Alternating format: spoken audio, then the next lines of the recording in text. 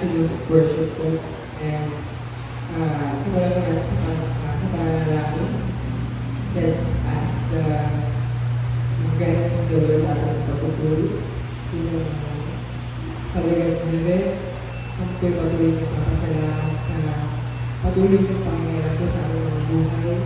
Maraming salamat dahil patuloy namin pinaalala na ng Panginoon na kami po ay sumunod sa iyo kung pinag-uutos na huwag kalimutan ang mga pagtitipo na patungkol sa iyo, Panginoon. Lord, sa amin po pagpupuri, humble ourselves sa iyo pong paano po.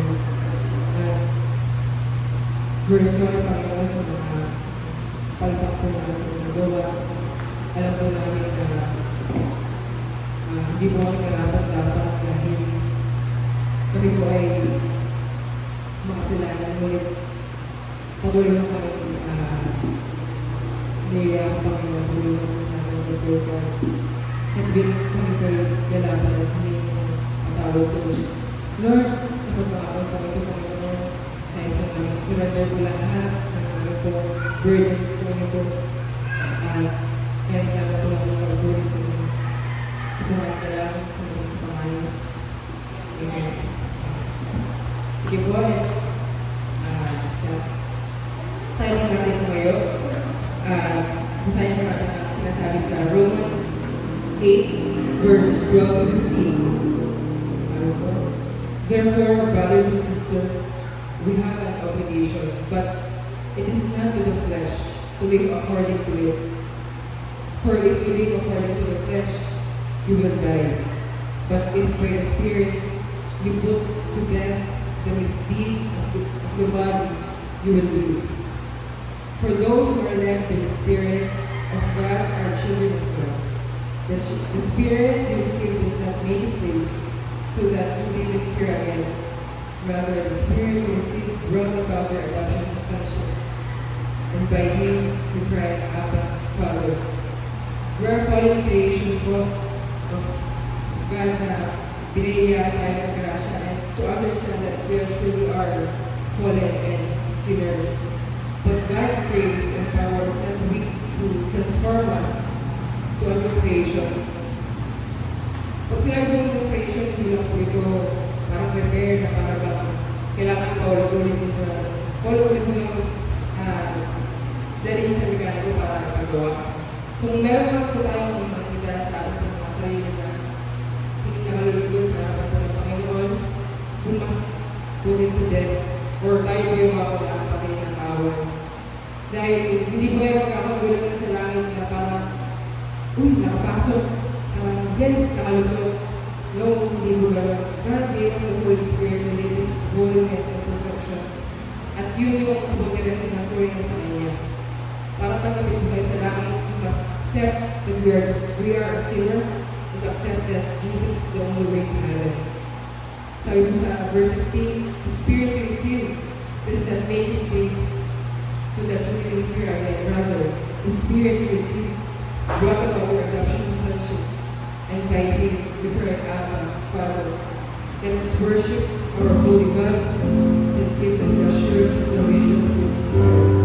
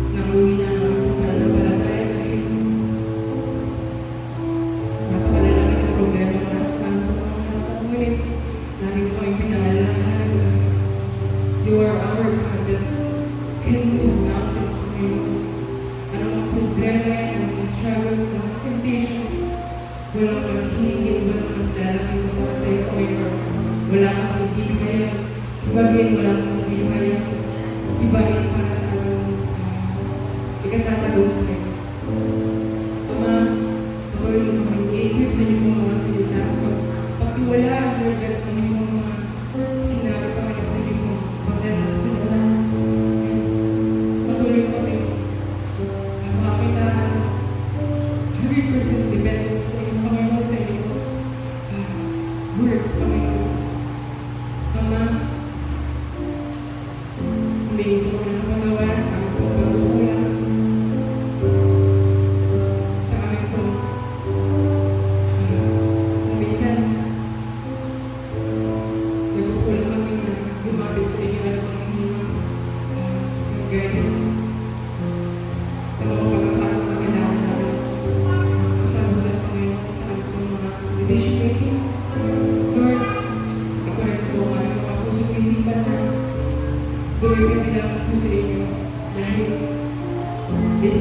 victorious, Panginoon, kung kami ang upang nakasandal lang, Panginoon, sa likod sa iyo, mga pangako. Sorry, Panginoon. Ama, sa aming mga pagpupuri, makakilala mo ang aming mga pusong isipan na we're doing this for your glory.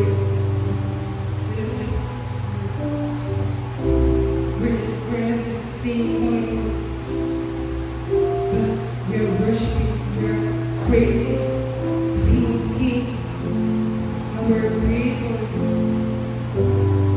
Maraming po salamat dahil patuloy mo po inaalala sa amin na kung dati, dahil you are so holy, hindi malapit yung mga tao sa inyo. Minsan, there are times na umakit ang mga tao na malapit sa inyo dahil they are not prepared spiritually or they're not worthy sa inyong presensya. Ngunit, you poured away, Panginoon. And now, we have the access na kausapin ka anytime, anywhere through Jesus Christ, through our Savior. Meron na tayong open communication. Anytime we can talk to you, Lord God, and ask for your presence and guidance, Panginoon, sa aming pong mga buhay. Maraming po salamat sa pribilehyo ito na nakausap po namin ang aming pong Creator. What a wonderful blessing indeed na and a privilege, Lord God, na hindi lang po ng tao ay may kakayahan ability to worship you and talk to you, Lord God. At lagi mo pinaalala sa amin as Christian, as your servant, Lord, na ipapawid po namin ang grace sa mga tao hindi mo nauuna makakita at nakakakilala sa inyo na sa kanila rin may pag-asa, Panginoon. And inaasahan na kami sa napakalaking gawain ko na yung Great Commission, patuloy na pinaalala sa amin yung dapat namin ginagawa yung share yung gospel sa mga tao hindi ko nakakilala sa inyo. Lord, kung meron po kaming kaibigan para sa buhay na hindi ko nakakilala sa inyo, gamitin po ang aming buhay to share and preach your words. Yung gospel, Panginoon, ganun po yung buhay na nabibigay ng buhay na nabibigay ng ganun kasiyasiyang buhay, Lord God. Dahil ang buhay ko dito, Panginoon, ay kitang-kita na ay worse. And ang nakita lang po namin hope ay ngayon, Panginoon, yung eternal life in heaven. Lord, patuloy po sa amin ipaalala na tumingin po kami sa bigger picture, Lord God. Sa pinaka-importanting bagay, kundi yun po yung mga bagay na pagkakita na kahit mga bagay po yun sa mundo ito ay isang araw ay gusto namin yung Lord, bukas mo mga mga gusto isipan sa mga bagay na wala hindi mo kami na bago.